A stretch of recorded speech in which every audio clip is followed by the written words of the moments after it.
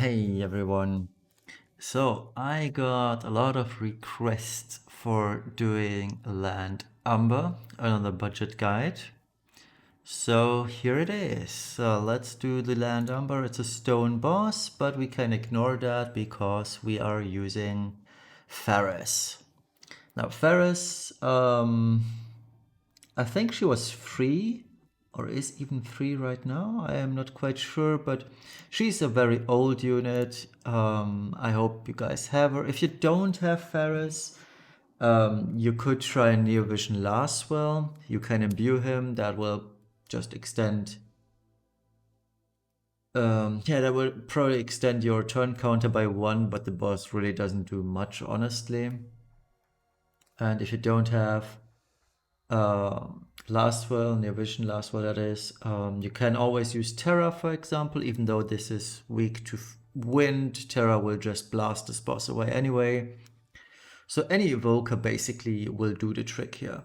And using an evoker is actually the easiest way to deal with this. And yeah, so the team Shadow is just using 2 basic weapons. Just make sure they are non-elemental. Just because I'm using STMRs does not matter at all. You can use whatever weapon you like. Don't sweat it if you don't have it. Now, Mastermind Xorn, let me rebuild this because this is built for STMRs and we're not supposed to use STMRs. So Mastermind Xorn is our passive provoke evasion unit. Now, for testing purposes, I did just a basic build for this. But let's assume you don't have 2 STMRs of his and 2 Moogle Charms. You can get Moogle Charm for free. You should get it for free. I'm not going to use this, but instead I'm going to use the balloon here. Let's check for draw rate. There are a couple of things. Let's not use any of those because they are time limited. Came Producer's Jacket especially. So let's check for some Trust Master and Physical Evasion instead. And we find the Thief's Vest, which is Zidane's STMR and Neo Vision Zidane. If you don't have them, I don't want to use it particularly. So you're using Assassin's Vest instead.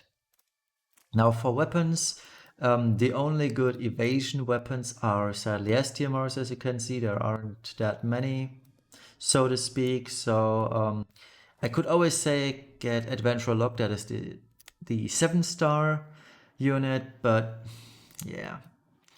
I think let's not using 1 STMR of Xorn should be fine, because at this point you should actually have this. If you don't, I have to question why. So let's just pick Dark Ragnarok. It doesn't really matter. It doesn't even matter if your Dark Ragnarok isn't +10. This is a magic fight, so you're not supposed to use physical DPS regardless.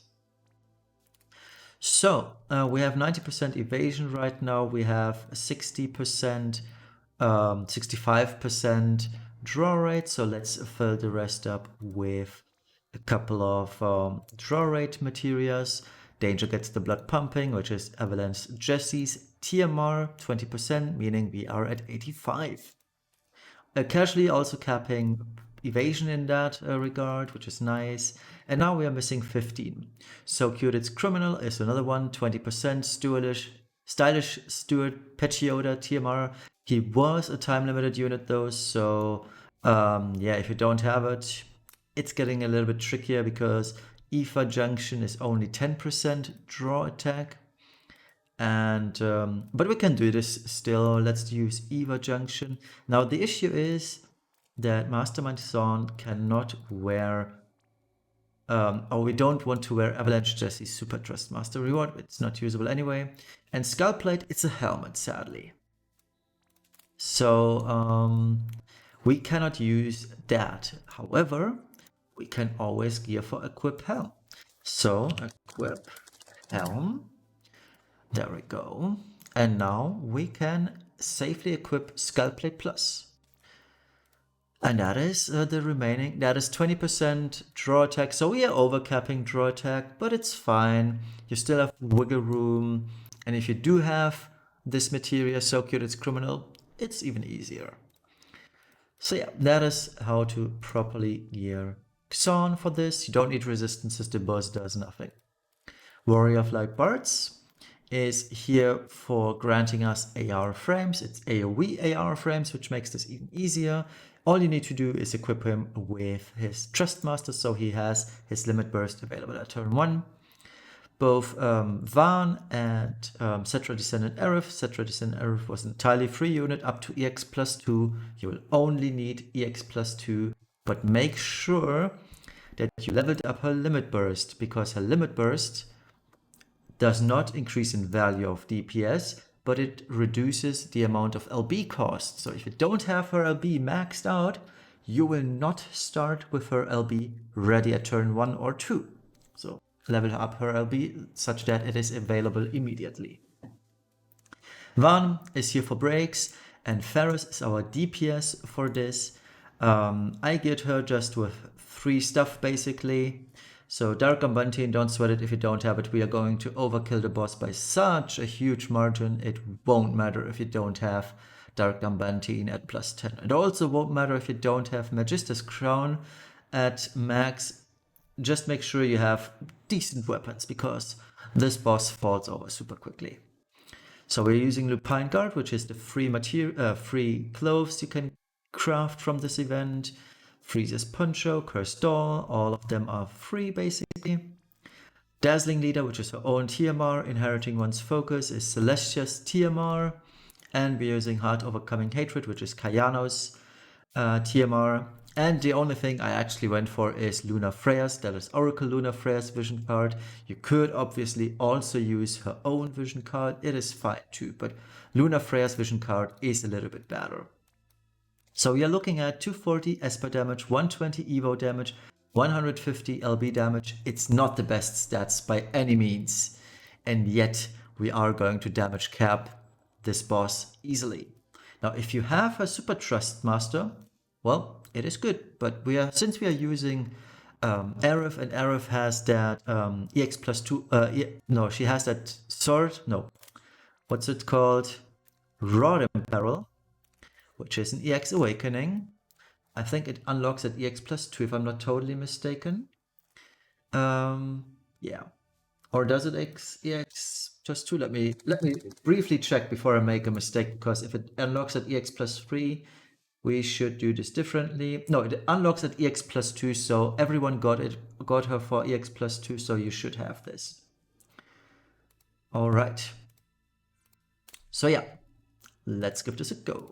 Oh, I need to replenish energy once more, so let's do that real quick. And let's dive right in. 8-minute intro, wow. Anyways, first of all, the very first thing you need to do is press Arrow Cannon. This already deals more than enough damage. The boss is super squishy. So before you do anything, press Arrow Cannon for the 130 in peril to Wind.